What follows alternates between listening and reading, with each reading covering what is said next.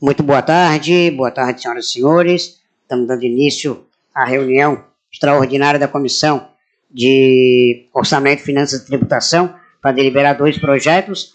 Aqui eu gostaria aqui de registrar a presença do vereador Renato, vereador Claudinei, vereadora Manu. O primeiro projeto da pauta é o projeto de decreto legislativo número 2510 de 2023, de autoria do Poder Executivo, que aprova as contas do prefeito municipal de Florianópolis relativo ao ano de 2021. Esse parecer já foi lido na sessão passada, na reunião passada, e foi pedido vistas para a vereadora Manu. Então, gostaria de passar então para a vereadora Manu fazer a leitura. Perfeito, presidente. Obrigada pela oportunidade.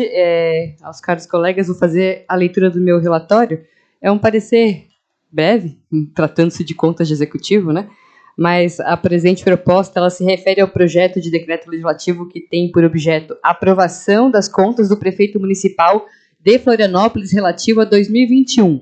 Foi emitida a certidão atestando a ausência de legislação em semelhante tramitação e, após encaminhamento à comissão, restou identificado que a autoridade prestadora de contas não foi notificada conforme o regimento interno. Então, esse projeto foi encaminhado novamente para a mesa diretora e restou aberto para a defesa das autoridades prestadoras de conta e para o Poder Executivo que responder a esse pedido de informação. Da análise da documentação, o relator do projeto ele votou pela aprovação das contas, visto que, diante das informações prestadas pela Prefeitura, a recomendação do Tribunal de Contas foi atendida, explicando providências adotadas, bem como ajustes nas despesas com o ensino, lançamentos contábeis e disponibilização de informações.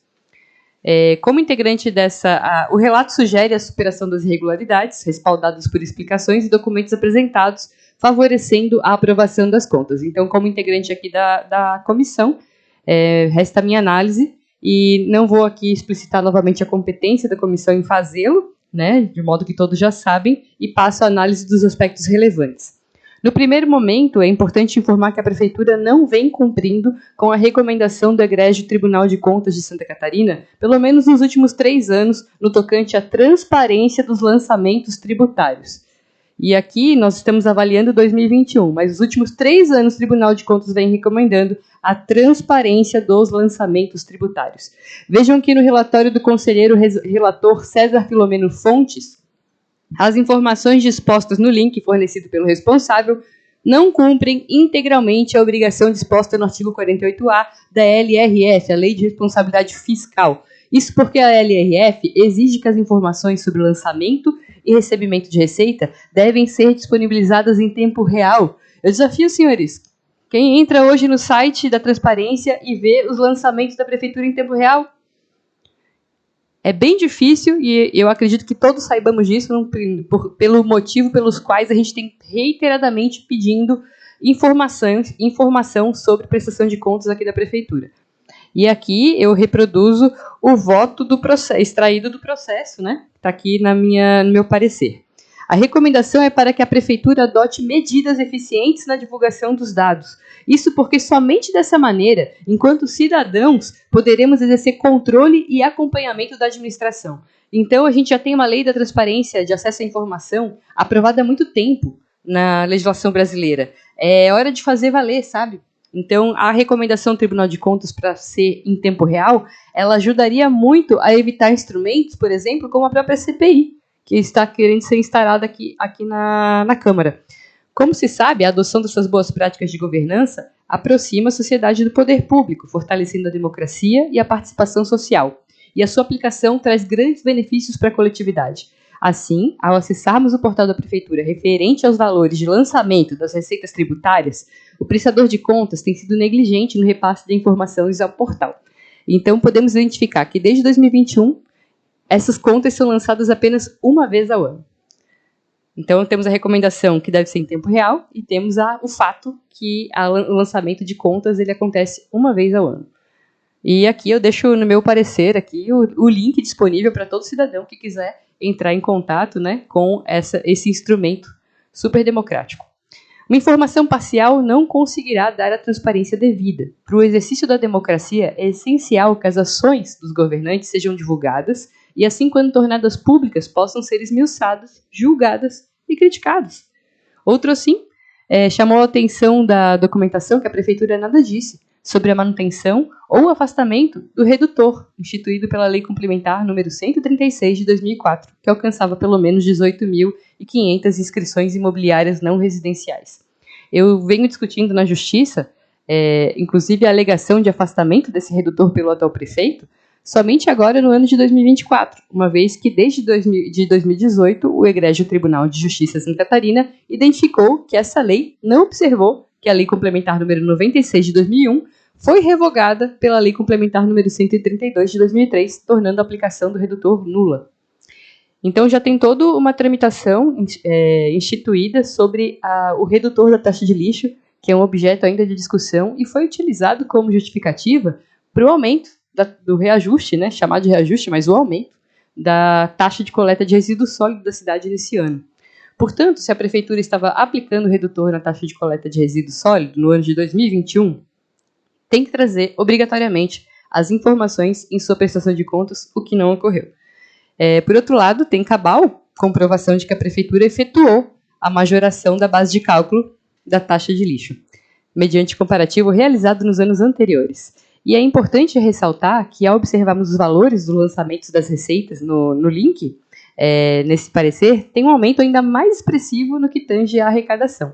Então, a taxa de lixo em 2024 apresentou uma variação nominal de mais de 70%, 23,43 real, em relação a 2018. E quanto à variação real, ou seja, descontando o efeito da inflação, verificamos que a TCRS apresentava um comportamento muito similar ao do IPTU, com aumento de receita já em 2019, demonstrando novamente a majoração da base de cálculo. Não obstante, a Prefeitura, então, acabou ignorando a recomendação do Ministério Público de Santa Catarina pelo Centro de Apoio Operacional da Ordem Tributária, através do senhor promotor Assis Maciel Kretzer, em 28 de março de 2022. Nessa análise de contas do município, o órgão ministerial identificou que o serviço de coleta e tratamento de lixo, custeado pela TCRS, é deficitário, ao passo que o custo anual do serviço foi de 117.968.604,73, ao passo que a arrecadação foi de 67 milhões e os seus quebrados. Assim, há no mínimo um ato de improbidade, pela forma negligente e alheia às cautelas financeiras que o prestador de contas deveria ter adotado. E, afinal, se renunciou receita pública, o que se faz em clara inobservância ao comando do artigo 14 da LRF. Como se vê, incorreção no trato do erário desponta de total desprezo que teve o ex-prefeito pela legalidade que vincula as atividades da administração, sem observar que as cautelas não são necessárias aos resguardos dos bens públicos. Ademais, é verdade que o parecer do Tribunal de Contas não vincula as decisões da Câmara no julgamento das contas. Porém, não se pode desconsiderar que a missão é auxiliar o Poder Legislativo no exercício da sua atribuição de fiscalizar o Executivo. Então, o meu voto, finalmente, é pela aprovação com ressalvas do parecer prévio favorável à aprovação das contas de 2021, de responsabilidade do senhor ex-prefeito Jean Marques Loureiro, assegurando-se ao mesmo o direito de defesa previsto no artigo 5º da Constituição da República. Eu solicito o envio imediato dessa decisão à Prefeitura para que sejam apresentados todo o histórico de cobranças e descontos aplicados, com base na Lei Complementar número 136 de 2004, a quantidade de imóveis residenciais e não residenciais, bem como o impacto financeiro causado com a aplicação do redutor nos anos em que foi efetivamente aplicado. Seria isso, presidente. Não faz sentido até nós estarmos discutindo ainda, até com a possibilidade da instalação de uma CPI, justamente o motivo do aumento, né, desse redutor que estava lá, que teoricamente existia. E se existia, ele deve ter a ressalva aqui, ser comprovado dentro das contas da Prefeitura, uma vez que também não está sendo atendida a recomendação do próprio Tribunal de Contas de lançamento em tempo real. Minha análise, meu voto, não é pela rejeição, mas acredito que essas ressalvas poderiam ser feitas para dar mais transparência ao processo. E, enfim, para quem aqui não gostaria de estar avançando com um instrumento que é próprio da Câmara, mas que pode ser muito ter um efeito político muito intempestivo, como a CPI, nós poderíamos resolver isso dando mais transparência. Muito obrigada. Muito obrigado, vereadora Manu. Então, tem dois pareceres, em que pese o parecer do relator, de minha autoria, é pela aprovação, da vereadora Manu também pela aprovação, mas, de acordo com a vereadora Manu, encaminharia alguns questionamentos, algumas sugestões para o Poder Executivo. Porém, é importante destacar que o projeto, ele vence, ele tem que ir para plenário, acho que venceu no dia 12, né, Fredinho? Venceu no dia 12, então a gente não tem mais prazo para poder continuar a tramitação desse projeto. Mas, independente, cada vereador pode fazer essas suas ponderações, eventualmente, para o Poder Executivo. Então, coloco em deliberação os dois pareceres, do relator e o da vereadora Manu. Vereador Renato? Voto no seu parecer. Vereador Claudinei? Eu acompanho o relator.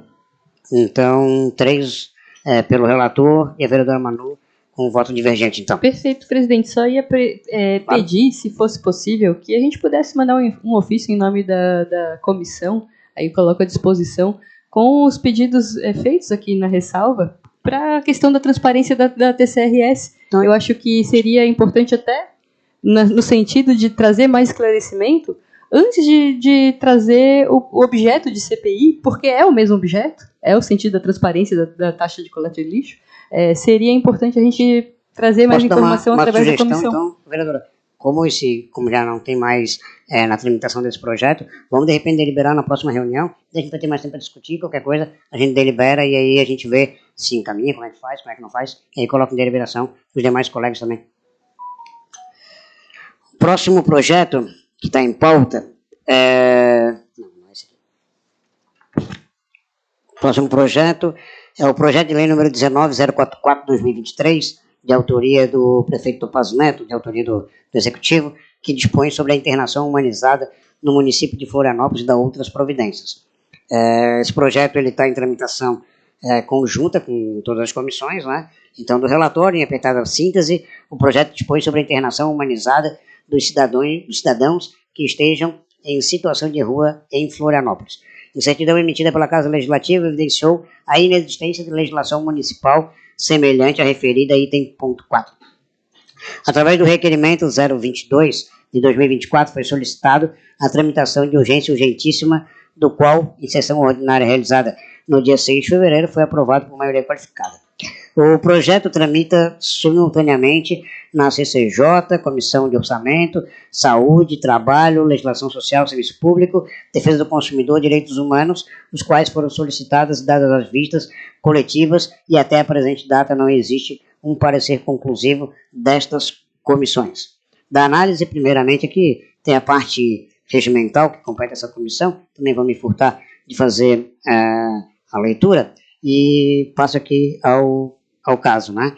Ao iniciar o estudo do projeto, observa-se que o mesmo dispõe sobre a internação humanizada dos cidadãos que estejam em situação de rua em Florianópolis, que se enquadram como pessoas com dependência química crônica, com prejuízos às capacidades mental, ainda que parcial, limitando a tomada de decisões, pessoas em vulnerabilidade que venha a causar risco à integridade física ou a de terceiros, devido a transtornos mentais pré-existentes ou causados pelo uso de álcool e ou drogas. E 3, pessoas incapazes de emitir opiniões ou tomar decisões por consequência de transtornos mentais pré-existentes. Conforme depreende da exposição de motivos, o principal objetivo é proporcionar o tratamento médico humanizado e acompanhamento multidisciplinar às pessoas em situação de vulnerabilidade e de rua, com foco especial naqueles que se encontram afetadas, ainda que de forma parcial, pela dependência química ou ainda aos submetidos por transtornos mentais pré-existentes ou adquiridos em razão da adição. O intuito é promover a recuperação integral desses indivíduos e reintegrá-lo ao convívio social e familiar. O documento ainda traz que a Secretaria de Assistência Social desempenhará um papel crucial na execução das abordagens sociais, colaborando estreitamente com a equipe multidisciplinares para atender às complexas realidades. as complexas irregularidades enfrentadas por aqueles indivíduos que se enquadram em situação abordada pelo presente projeto de lei. Por sua vez, a Secretaria de Saúde, no uso das suas atribuições e competências, trará o aporte necessário para as questões atinentes à saúde pública. Nessa toada, após um minucioso estudo, verificamos que não há óbice para que seja pela normal tramitação da matéria. Senhores vereadores, vereador Renato. Eu fico parecer de Vossa Senhoria. Então, gostaria aqui também de registrar a presença do vereador Diácono Ricardo, também está presente aqui na reunião. Já passo a palavra para o vereador que foi entusiasta também dessa matéria. Vereador Diácono. Parabéns pelo seu relatório e acompanhe. Vereador Claudinei. Vereador Gabriel, diante da situação que nós nos encontramos em Florianópolis, eu tive com o vereador Diácono Ricardo, de São Paulo, a gente acompanhou de perto a situação de São Paulo. Só a capital paulista hoje conta com 50 mil pessoas vivendo em situação de rua. Florianópolis hoje, se não tomarmos cuidado, nós vamos subindo, daqui a pouco a gente perde o controle total, né? Então, diante da necessidade da cidade de Florianópolis, eu acompanho o relatório de Vossa Excelência. Obrigado, vereadora Manu. Boa tarde, vereador Gabriel. Esse é um projeto que vem correndo em urgência urgentíssima aqui na casa, com certeza devido à gravidade da situação com que vive a cidade, especialmente no pós-pandemia. Eu acho que isso se reflete muito também no nosso comércio de rua. Infelizmente, vem sangrando o nosso comércio de rua devido principalmente à insegurança gerada, à depredação, a furtos de cabos, fios elétricos, e nós vemos, isso vem sendo tema de discussão na Câmara há algum tempo. Como lidar com a situação não é fácil, é um problema complexo, muito complexo. Eu acho que esse projeto ele abre uma oportunidade de mais uma possibilidade de solução para aqueles que se encontram em dependência química. Então, esse projeto ele tem meu apoio, ele ainda precisa ser melhor desenhado pela Prefeitura, eu acredito, mas isso é uma construção do Executivo, e que nós aqui vamos aguardar com ansiedade, especialmente aqui a Comissão do Orçamento, que acaba tendo que lidar com o impacto futuro do projeto, ainda que não esteja totalmente estipulado aqui conosco, mas acho que é uma questão que Florianópolis gostaria de abrir espaço para a construção dessa solução quanto antes. Então, meu voto é favorável com o seu parecer. Muito obrigado, vereadora Manu. Então, está aprovado também por unanimidade o parecer do relator. Então, não havendo mais nada a tratar, gostaria aqui de agradecer a presença de todos e está encerrada a presente reunião da Comissão de Orçamento, Finanças e Tributação.